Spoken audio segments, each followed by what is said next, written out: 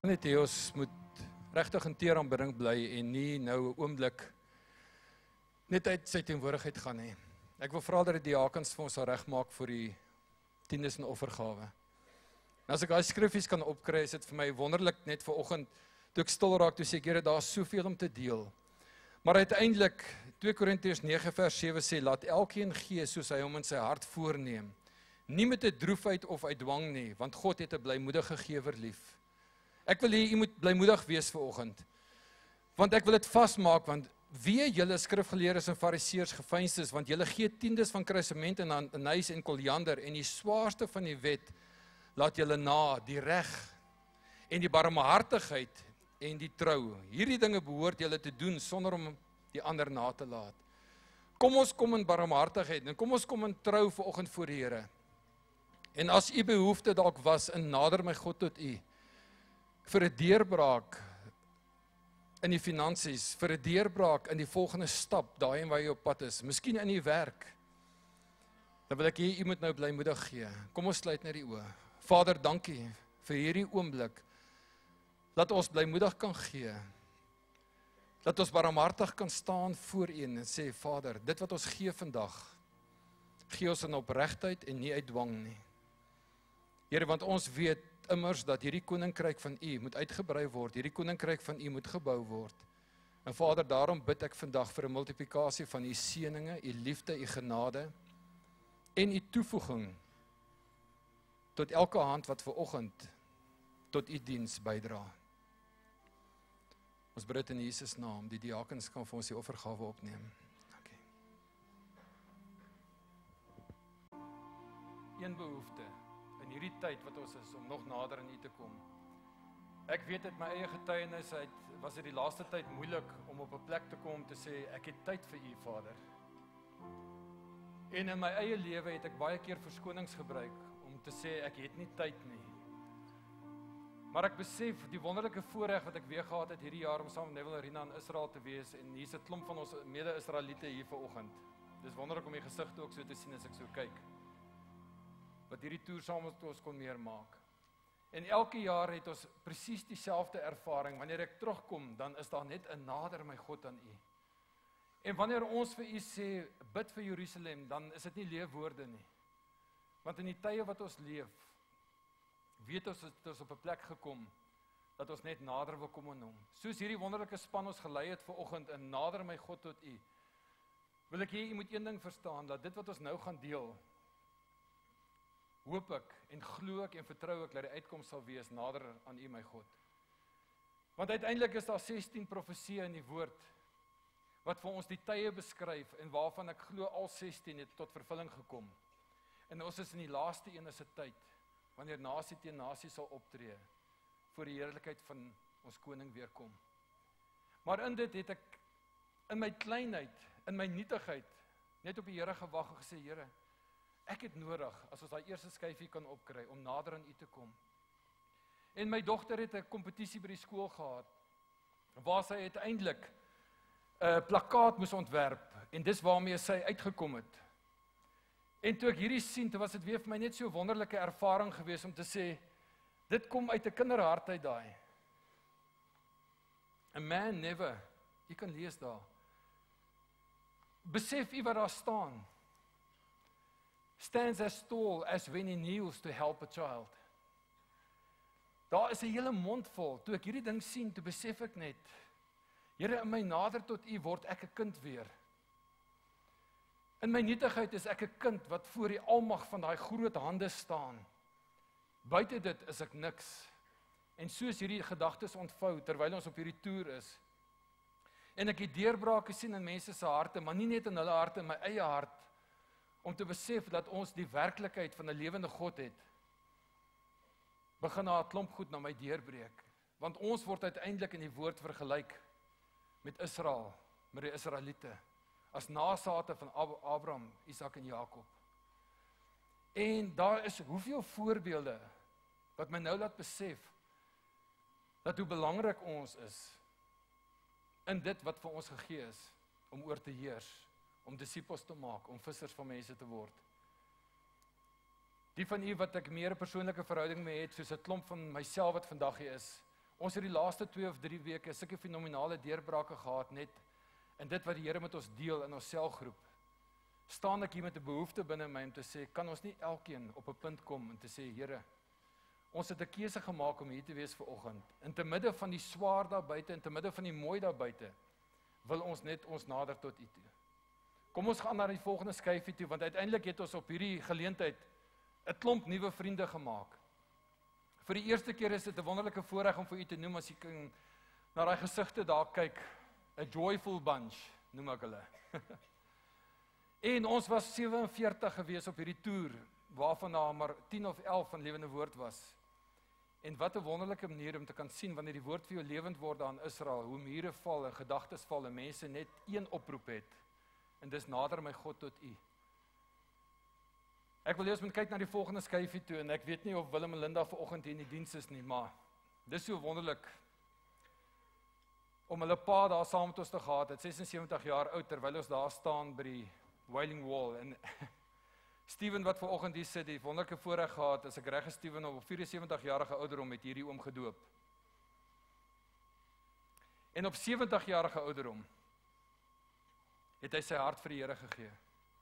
En verlede week toe ek hier inkom, toe sien ek sy seun hier sit en ek gaan na hom toe en ek sê vir hom, dit was vir my die wonderlikste voorreg om agter jou pa in die bus te sit vir die 10 dae. En sy woorde was, het hy jou besig gehou? Ek sê ja, hy het. Ek sê maar ek het lanklaas in my lewe so passie gekry van iemand wat 76 jaar oud is vir die Here. Hy het soveel vrae, hy het soveel goed. Elke geleentheid in die aande wanneer ons bedien, kom hy uit met 'n klomp vrae. Hy kry sy antwoorde en daar's 'n nuwe stigting binne hom vir die nuwe dag. Al die mense, die wat saam was, weet, ons het mekaar op en af in die bus gehelp en 100 keer of 1000 keer voel dit vir jou, jy klim op en af in daai bus. En hy en sy vroutjie is op en af in daai bus en hulle het so die eerste dag gesê, hierdie gaan 'n lang ding word om so op en af te klim. Min het hulle geweet van al die trappies wat ons nog gaan klim buite in die busse trappies. Maar ek kan vir julle sê op die ou einde het ons ander mense gehelp en hulle het soos flikse jong kinders op en af gegaan want hulle het 'n uitsien gehad na elke dag om meer van hom te kry. Dit het my so gestrem te sê, Here, ek sukkel. Ek sukkel met 'n klomp deurbrake in my eie lewe. Ek dink aan hoeveel goed. Wat 'n vergunning om op 76-jarige ouderdom op 'n plek te kom en te sê, ek het op 70 my hart vir die Here gegee. Ek is op 74 gedoop. En ek begin nou deurbrake kry wat ek uiteindelik in my gemeente, in my vriendekring, in Meyerton waar ek bly, dit kan deel met medegelowiges. En ek sien uit na hierdie tipe van formaat van werksplek apostels wat uitgaan en sê ons vat die boodskap weer terug na ons werkplekke toe. En in dit is dit vir my wonderlik as ons vandag begin om net die eerste skrif op te gooi, want uiteindelik wil ek begin, julle nie begin. Eksodus 19 vers 6 sê, en julle sal vir my 'n koninkryk van priesters en 'n heilige nasie wees. Dit is die woorde wat jy aan die kinders van Israel moet meedeel. En toe ek dit sien, toe sê ek, Here, maar voor ek nou wil teologiese studie daar gemaak, Heilige Gees lei my net. Ons is in 'n koninkryk van priesters en ons wil 'n heilige nasie wees. Is ek op 'n plek in Suid-Afrika waar ek kan sê ek is deel van 'n heilige nasie? Of is ek net deel van 'n beweging, of van 'n entiteit, of van 'n kultuur? Of is ek werklik deel van 'n heilige nasie? Ek wil hê u moet daai vraag vanoggend vir jouself antwoord. Want wanneer ek my haas om die deur te gaan, wil ons op 'n plek kom vanoggend om die volheid te ervaar van dit wat Jesus Christus vir ons het. En nie net terug te gaan met 'n reeks skrifte wat ons dalk nie weer gaan kyk na nie, maar dat daar in jou 'n hartsverandering vanoggend plaasvind.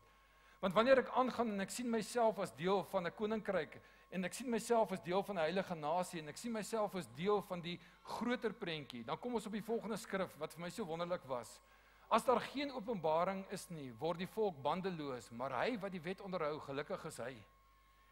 En onmiddellik toe ek dit sien, toe begin ek dink en ek sê vir myself my erkenklikheid, waar het ek begin?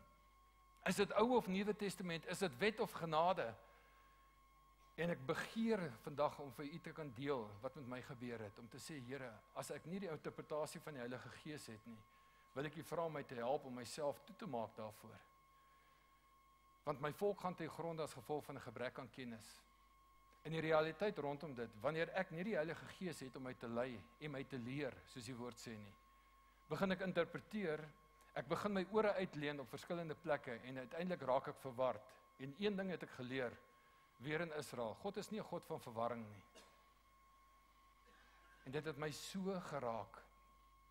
Kom ons gaan aan, want uiteindelik kom ons op 'n plek, 2 Kronieke 15 vers 3 en 4 sê, en daar was baie dae dat Israel sonder die ware God was, en sonder 'n lerende priester en sonder wet.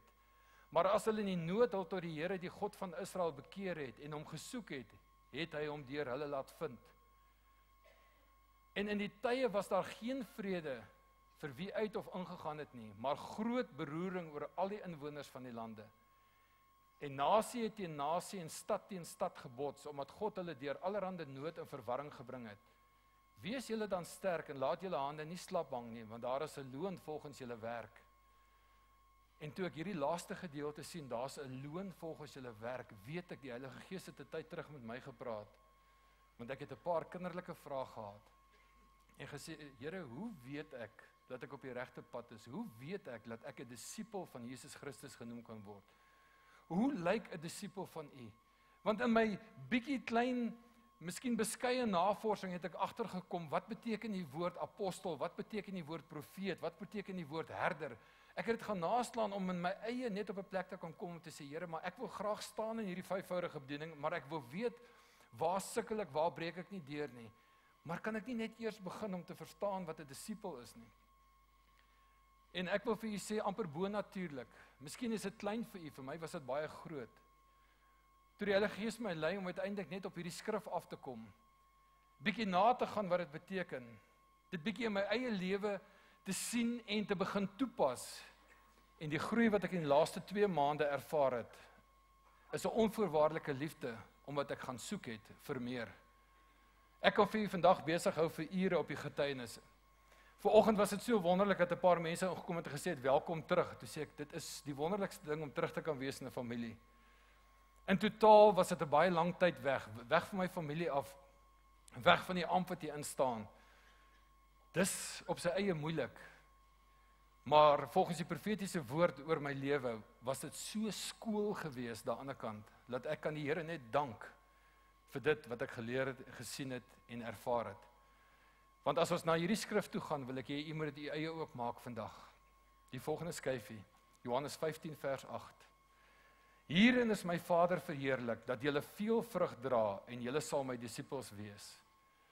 Die Engelse vertaling sê dit so mooi, en dis een van daai skrifte wat jy kan hom agter begin en in die middel begin, jy kan hom enige kant toe opsê, hy het dieselfde betekenis. Herein my Father is glorified, that you bear much fruit and so be called my disciples. En uiteindelik toe ek daarop kom, toe begin ek vir myself wonder, hoe lyk my vrug? Wat is my vrug? Is my vrug gemeet aan wêreldse goed? Is my vrug gemeet aan finansies, aan die kar, die huis, die omgewing, die hoeveelheid werksgeleenthede wat ek skep, die hoeveelheid wat ek bydra aan my gemeenskap? Of is my vrug in Jesus Christus, met dit wat die Heilige Gees my lei, om uiteindelik 'n disipel te wees, om 'n visser van mense te word? Wat vir my so interessant is wanneer ou kinderlik begin soek na die waarheid in die woord, en die woord sê vir jou, jy is veronderstel, nee, jy moet 'n visser van mense word. Moet is nogal 'n sterk woordjie. Jy moet 'n visser van mense word.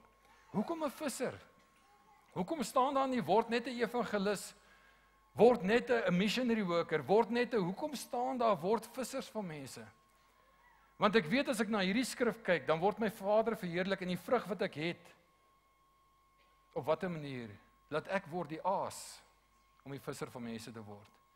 Want my lewe sal getuig op die manier wat ek stap en die manier wat ek wandel, sal daar volgelinge wees, as gevolg van die voorbeeld van Jesus Christus in my. Nie my krag nie, maar u wil, Heer, ek is hier om u wil te doen. En toe hierdie klein puzzelstukkies bymekaar kom, toe sê ek, wat 'n wonderlike prentjie vorm hier nie. Dis uiteindelik die vrug na wat ek hunker. Want ek verstout my om te sê vandag, dis so wonderlik om hierdie voorbeeld te kan noem, want toe ons uiteindelik in Israel gaan rondloop, en ons gaan by the Mount of Beatitudes gaan stop ons net daar, en die berg van saligsprekinge, dink ek aan die storie daar. Die manier waarop Jesus gewandel en gestap het, kom hy op 'n plek uit, en toe hy omdraai, is daar 'n skare om te bedien. En ek weet, iemand op die bus sê vir my, weet jy wat, daar's een van die, verskoon nou die Engels, daar's een van die topics, wat na my hart is, maar ek is in soveel verwarring, want wanneer ons praat van leierskap en vrug in leierskap, dan is dit die tema of die titel van die meeste boeke wat ek in my lewe gesien het op die mark. En die persoon het vir my genoem, hy het sommer nageslaan en op Google gegaan en uiteindelik agtergekom, daar's plus minus 6 tot 7000 titels wat hy kan kry onder die onderwerp leierskap. Hy sê in die paar wat hy so 'n bietjie deurgegaan het, verskil almal en dis vir hom 'n Babelse verwarring. En wanneer hy hierdie woorde genoem het, kom ek op 'n plek waar ek sê, Here, ek was daar. Want ek wil 'n model navolg en daar's net een model van leierskap en dis die leierskap van Jesus Christus. En ek wil hom nie gaan etiketeer as 'n demokratiese. Ek wil hom nie gaan etiketeer as 'n herder, want uiteindelik was al daai kwaliteite teenwoordig. En ons het dit al in hoeveel van hierdie opsommings gesien.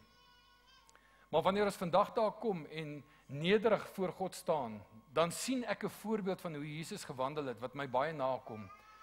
Wanneer ek heeldag vir mense moet sê, kom ons gaan nou kerk toe.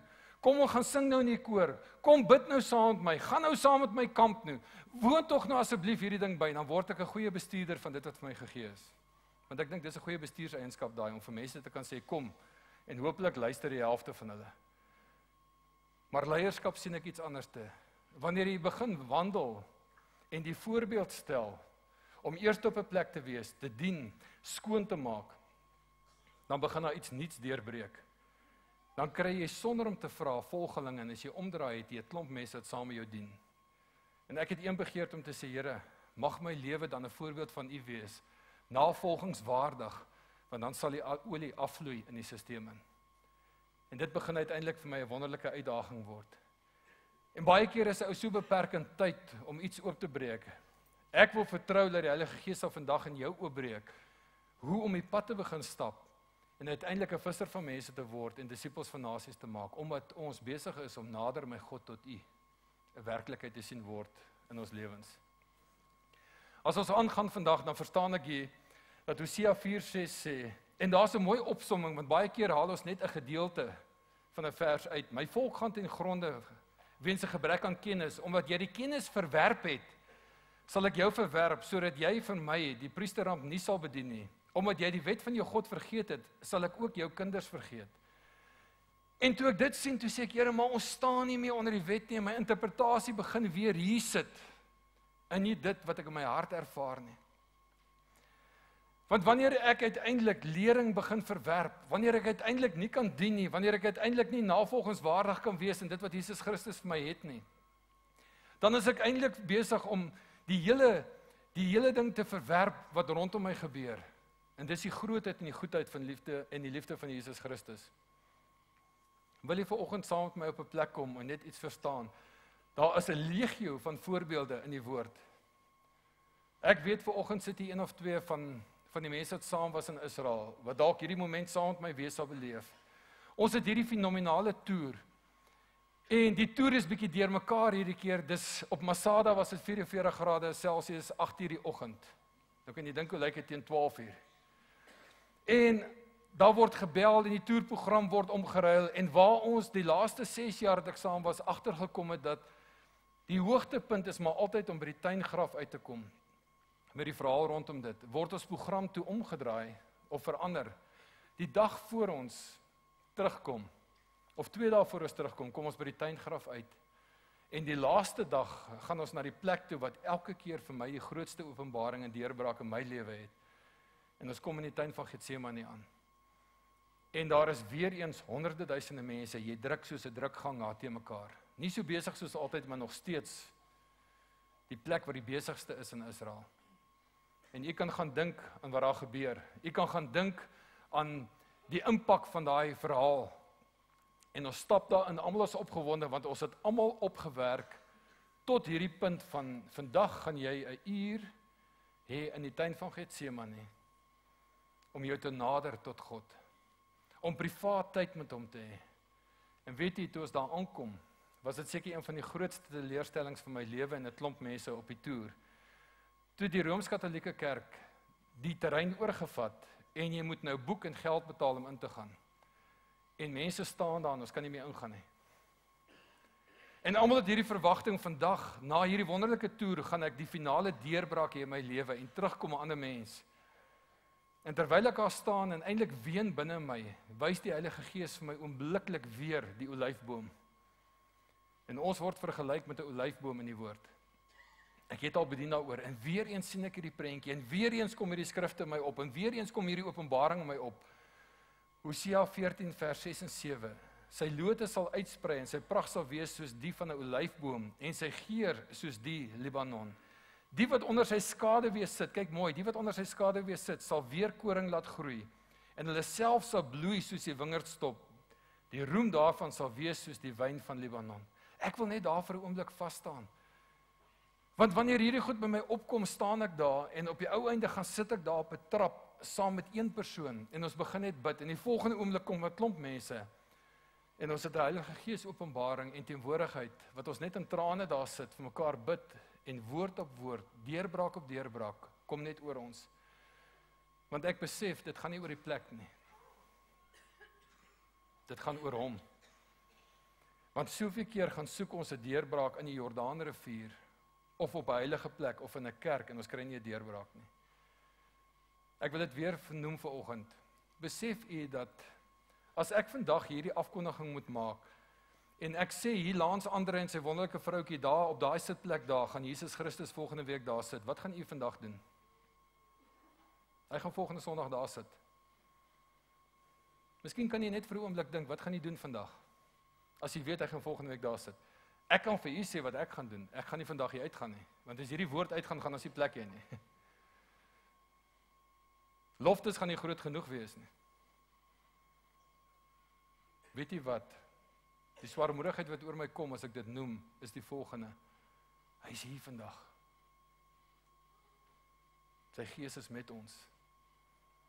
En ons het baie keer so 'n behoefte van die fisiese alleen, liggaam, om vas te hou, om te dien, om te behoort, dat ons sukkel met daai prinsip. Wil jy vanoggend dalk net in 'n paar minute net kyk na 'n vergelyking van ons in die woord in die olyfboom en miskien daai karaktereienskappe in die lewe gaan toepas of jouself vergewis van hoe ons gemaak is as deel van 'n heilige nasie. En hierdie jaar stap ek daar in die tuin en toe ons daar omstap, want ons kan nie ingaan nie, ons kan nie daar gaan sit nie. Stap hierdie priester daar af en ons het nou net gelees van die priester en van die olyfboom. En ek sien daai olyfboom daar. Hulle praat van 2200 jaar oud. Dra nog steeds vrug. Ek weet ek het baie gaan naslaan, net soos in die begin van die jaar toe ons oor die Titanic gesels het, net soos ons gaan praat op die manne aand wat weer kom in November van dis 2012, the Olympic year. En al hierdie goeders gaan naslaan, want ek wil uit kennis uit, wil ek hierdie Heilige Gees met my lys van waar ek is. En uiteindelik kom ek agter, wanneer daar bome is wat na gekyk word, olyfbome, dan word hulle maklik 400 jaar plus oud. En ons word vergelyk met 'n olyfboom. En as ons na daai skyfie kom ek op 'n plek vandag wat vir my so wonderlik is, dan kyk ek na die karaktertrekke van daai boom op hierdie skyfie. Ek wil nie aangaan nie, ek wil hom so rukkie daar hou. En wanneer ek bietjie begin stip na hom kyk en ek begin kyk hoe vergelyk hy of hoe verskil hy van ander bome, dan kom ek agter maar dis nie die mooiste boom wat daar is nie, veral as hy so oud is nie. Dit's bietjie gerimpel. Bietjie mekaar getrek, bietjie vol gate. Hoekom? En tog sal mense wat met houtwerk vir jou sê dis van die mooiste hout wat daar is wanneer jy daarmee begin meubels maak of iets draai op 'n draaibank. En toe daai karaktereienskappe sit, toe sê ek wel ek hoef seker nie 90 jaar oud te word nie. Ek lyk dalk al klaar so. Want dan kom ek agter die jonger bome wat ek toe gaan afneem, het ook karaktereienskappe. En dieselfde tekens was net kleiner en uiteindelik lyk hulle so. En ek begin 'n karakterskets trek van hoe ons vergelyk word in die woord. Terwyl hy skyfie op is, wil ek hier moet dink daaraan. As ek vandag vir u 'n vraag stel, jy moet uitdeel en sê hier is 'n klomp vir julle wat gaan weet, maar kom ons toets, want dis waar ek begin het. Ek het nie geweet nie. Ek het myself die vraag gevra: waar word die olyfboom die heel eerste keer in die woord genoem? Nou vandag is dit redelik maklik. Jy gaan koop 'n konkordansie of jy bel 'n prediker of en weet jy wat? Ek het so gesukkel om die antwoord te kry deur mense te bel. Toe ek in die konkordansie gaan kyk en ek het gegoogel, daar's mos maar lekker maniere vandag om dit uit te vind. Hoekom wil jy dit uitvind? En ek besef die wonderbaarlike openbaring wat ek gehad het. Die eerste keer wat ons hoor van die olyf of die olyfboom is in Genesis 3 alreeds. In Noag se tyd. Toe hy die duif uitgestuur het en die duif het teruggekeer met 'n groen olyftakkie. Nie 'n olyftakkie nie, 'n groen olyftakkie. Wat sê dit vir u? Kom ons begin daar dat die Heilige Gees ons lei. Wat sê dit om te sê 'n groen olyftakkie? Hoekom nie net 'n olyftakkie nie? Die wêreld was onder water. Kom ons noem dit dood. En dit was die teken wat? Van lewe.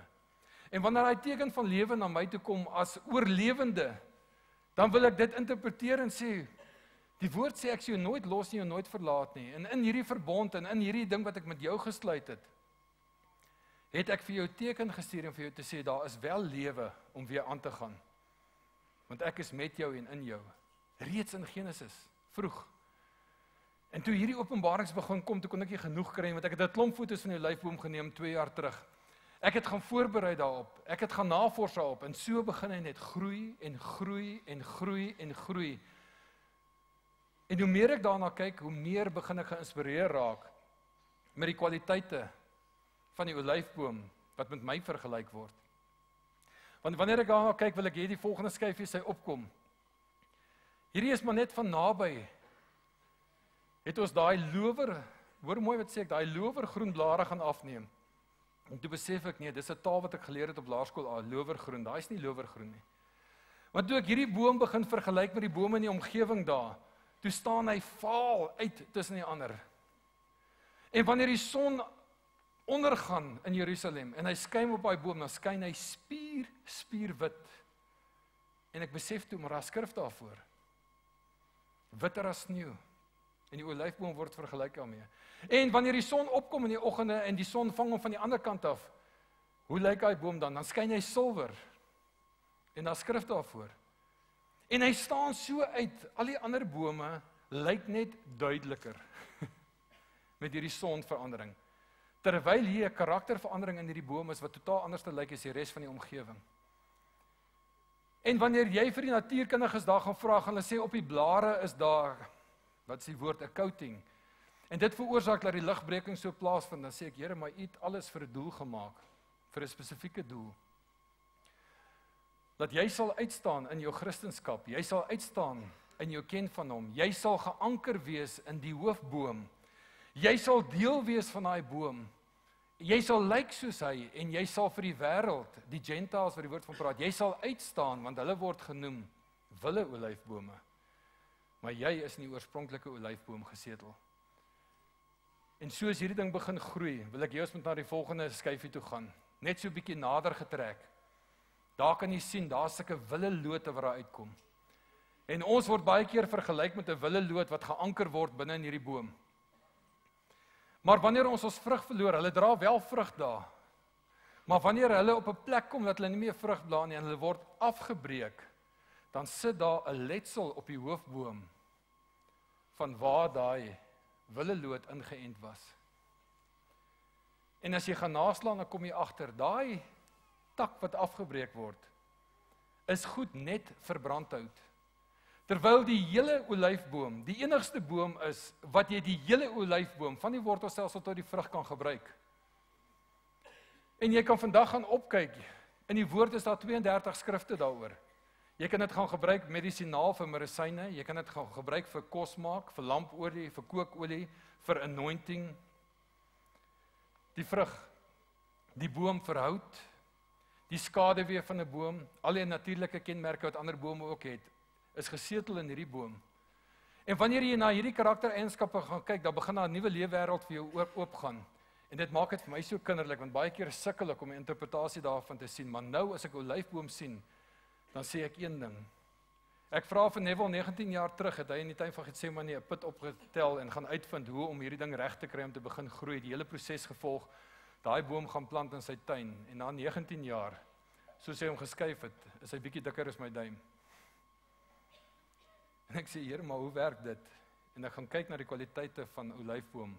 As ek dan vergelyk word met 'n olyfboom, nie 'n wille olyf nie, nie met een wat artificial water gegee word soos in Spanje en al die plekke waar daar nou meer bome is as in Israel nie. Wanneer ek gesetel is in die regte boom, sal my groeiproses deur rots, deur klip in die woestyn baie diep gaan en tot hy 'n fontein van water kry. Dan gaan hy bo die grond begin uitkom en hy gaan baie stadig groei. Sê ek, Here, maar dit voel vir my ek groei te stadig. Ek sal net ten dele verstaan en eendag sal ek ten volle verstaan en ek wil graag so vinnig groei. En in hierdie vinnige groei, dan kom die eerste wyntjie en dan val ek om. En so is daai bome ook en dan kry ons mos nou virgin oil en extra virgin oil en ons kry al hierdie olies en dan uiteindelik as jy dit gaan naslaan, kom jy agter hierdie bome verskillende karakter op die verskillende plekke waar hulle geplant is en soos hulle met die moderne tegnologie water gegee word moet hulle kort daai boord gaan uithaal en weer plant. Want hulle kry vinnig hierdie opkoms wat daar is en dan wither daai bome gaan hy weer dood. Maar hierdie bome staan vir ewig en jy sal vir ewig lewe. Dis nogal die enigste boom, daai bome wat jy op die grond kan afsny. Jy kan hom afbrand en hy groei weer. Dan dink ek, Here, maar ek is ook al afgebrand. Ek is ook al afgesny. Maar elke keer dan kom u genade deur, dan groei ek weer. En so begin dan net 'n vloei binne in my kom, 'n opgewondenheid binne in my kom om te sê, wow, ek kan soveel leer deur net bietjie die karaktereienskap van hierdie boom te onthou en hoe lyk my Christelike wandel in u? Want as ons uiteindelik die tyd gehad het om daai klomp skrifte deur te gaan vandag, sal jy 'n klomp gewaarwordinge deurgaan, waarvan ek 'n klomp op die selnota net gelos het, wat jy kan gaan kyk daarna.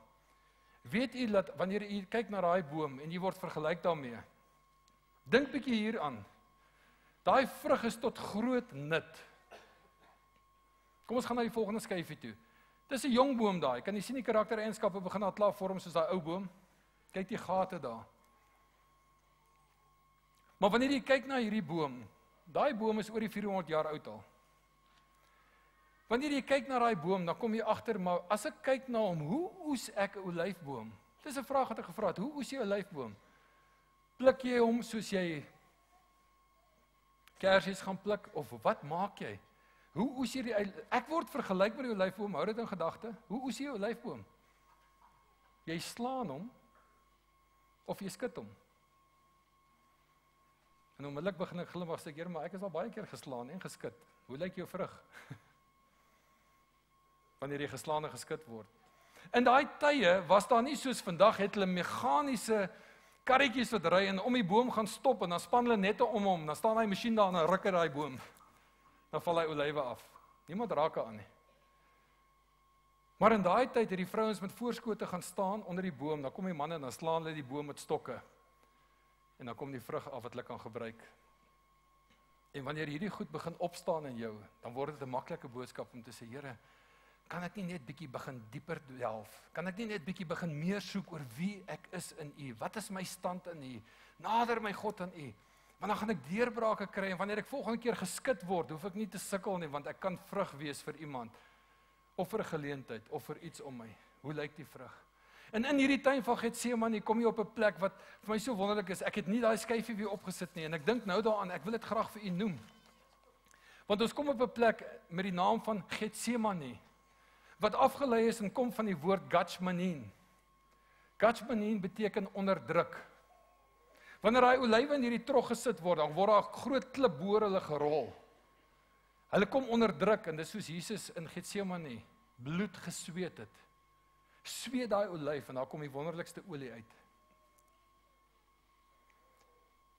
En ek wil op 'n plek kom waar ek vanoggend vir u sê, ek kan nie besig hou vir 'n paar sessies oor die olyfboom. Gaan doen jouself 'n guns, gaan kyk bietjie na die skrifte. Ek gaan een met u los, dan wil ek oorgaan na die praktiese gedeelte van hierdie boom vandag. Oor hoe kan my lewe begin die vrug wys?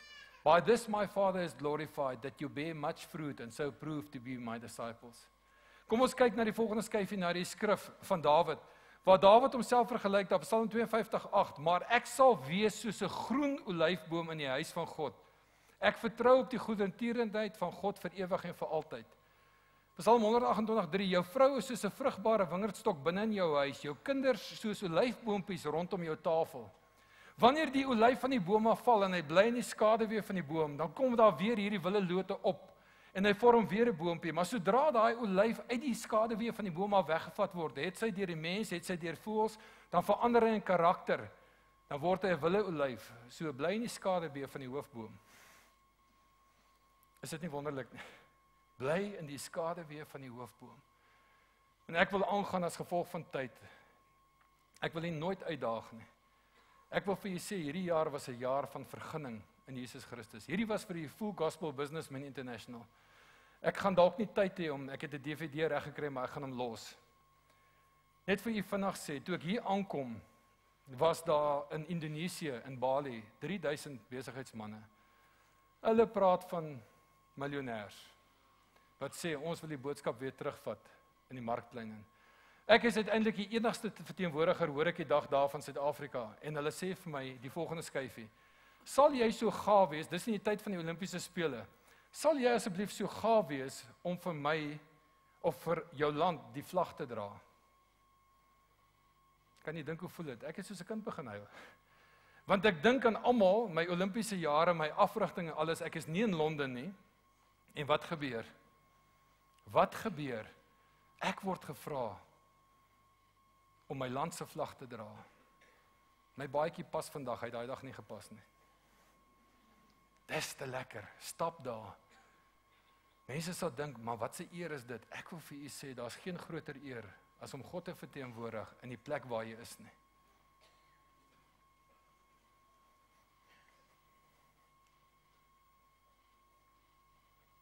Ek sukkel om te praat. Ek was nie op die 2012 Olimpiese spele, my naam is nie Oscar nie. Ek het nie voorgestap vir die span daar nie. Maar ek kan voorstap in my Christendom en sê, Here, vandag verteenwoordig ek my land in u, by 'n plek waar daar een behoefte is, om die evangelie aan die werkplek te gaan verkondig. Nou wil ek kom op hierdie plek vandag, en vir u sê, kom ons begin met getuienisse. Ek kan u heeldag besig hou oor die getuienisse wat daar gebeur het. Toe vlieg ek terug van daar af Singapore toe, ek was vir 'n maand weg. Kom in Singapore aan, wonderlike vriende wat ek het, bel my die aand, en ek wil hier met na die foto kyk, want dis baie significant wat ek nou vir jou gaan vertel.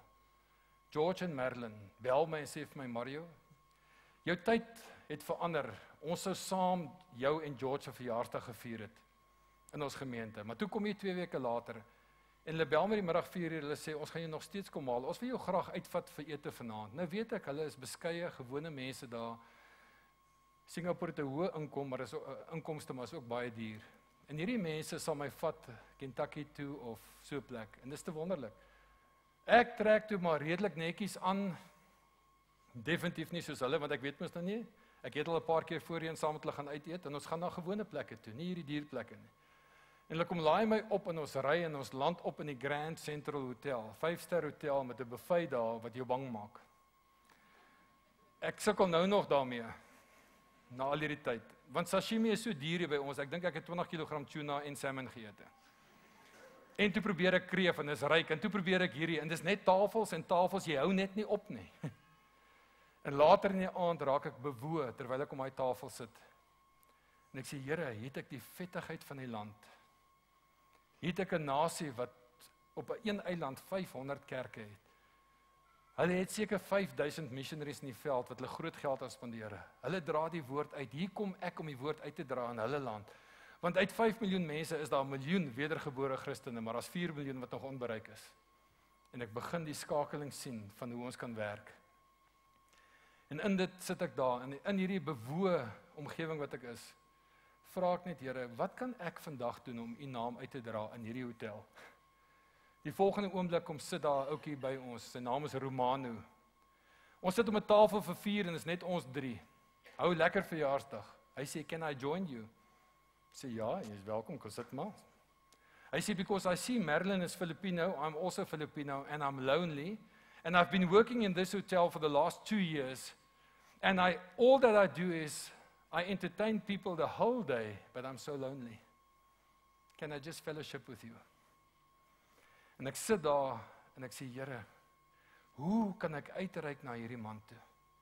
En die volgende oomblik sê hy vir my, I watched you guys, I want what you have, that joy. En hy begin gesels, en naderhand sit ons almal in trane daar, soos as die evangelie met hom deel. En hierdie man kom tot 'n begeerlikheid vir Jesus Christus, soos ek min in my lewe gesien het. En ek staan op en ek sê vir hom, I'm not ashamed of the gospel, man. Nou staan ek op in my eie ding en ek sê, wat gaan ek doen? Hy sê, me neither. I'm ready now. What do we do? Sjoe, nou moet ek die voorbeeld stel. Hoe? En jou mond gaan net oop, dis nie jy nie, want ek meen, ek sal dit nie my nigter denke doen nie. Ek sê vir hom, kom ons stap na hierdie hoof ingangsportaal, waar daar mense sit en koffie en tee drink, dier aangetrek, stop daar met die Ferraris en die Bentleys se goed daar. En gaan speel jy nou jou klavier, ek sou by jou gaan sit, en dan speel jy vir my Amazing Grace. Hy sê, ek kan moeilikheid kry. Ek sê, jy het nou net gesê, we are not ashamed of the gospel. Hy sê, ons is nie, kom ons gaan. Ek sê, het jy dit al voorheen, hy sê nie, hy het so 20 jaar terug Amazing Grace gespeel, maar ek dink ek kan hom nog onthou. Nou gaan ons met al hierdie agtergrond, gaan sit ek daar langs hom by die klavier. Hy, soos ek nou hier lyk, en ek met my kort mooi hempie daar, in hierdie mooi plek. En hy begin Amazing Grace speel. En George staan op, en hy vat my klein kameraatjie, en hy het so 'n minuut, het hy net so in die ronde gedraai, vir dit wat daar gebeur. En ek en die ou begin net oor Jesus Christus gesels, en die volgende oomblik staan 'n ouerige paartjie voor my op, steek hulle hande op in die lug, hulle begin Amazing Grace sing, en dit steek net aan in die hotel. By this my Father is glorified, that you bear much fruit, and so be called my disciples. Daar het ek 'n smaakie gehad van vrug, en dis my hartsbegeerte om so 'n bietjie by jou te los. Die Here sê, nooit los jy nooit verlaat nie, jy hoef nie skaam te wees nie. Hy sê jou beskerm, gaan uit, nie arrogant nie, met 'n liefde, en gaan doen dit. Kom ons kyk gou na hierdie minuut. Kan ons die ligte dalk afkry?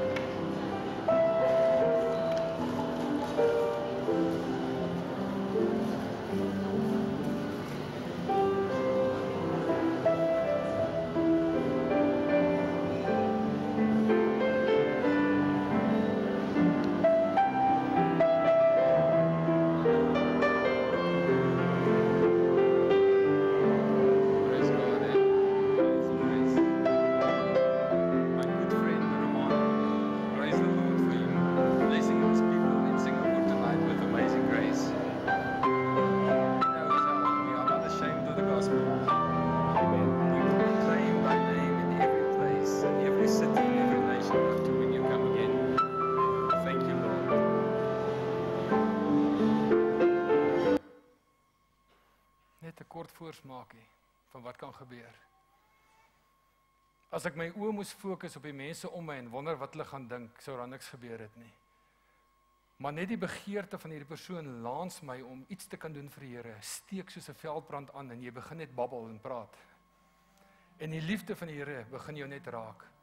Ek wil vir u vra, het jy dalk hier ingekom vanoggend, soos ons net gebid het, nader my God aan u vir daai deurbraak. As u vandag wil deel wees van die liggaam van Jesus Christus, watter deel wil u wees? Wil u altyd die kop wees, of die duim, of die arm, of die voet? Soos met my gebeur het, na hierdie kry ek 'n oproep in een van die gemeentes daar. Die aand wat ek terugvlieg, bel die pastoor my, hy sê, ek het gehoor van jou, sal jy kom preek in my kerk? Ek sê, ek kan nie, ek vlieg vanaand terug. Hy sê, pak, ek kom laai jou op en ek jaag jou terug lughawe toe. Ek hou nie daarvan nie, ek is gewoonlik 3 ure voor die tyd op die lughawe. Ek stem toe in en ek kom daar aan. En in die diens neem die Heilige Gees oor en ek vra dieselfde vraag. Ons het nou net nie tyd nie. Watter deel van die liggaam van Jesus Christus wil jy graag wees in beeldspraak? En mense steek hulle hande op en dan wys ek so die kop, die been, die dit. En ek sê o, en ons gaan net aan. En iemand spring op en hy sê vir my, maar baie arrogant, asof hy geplant is daar. Hy sê vir my, and what part would you like to be? En my mond gaan oop en ek sê, I would like to be the bladder or the anus.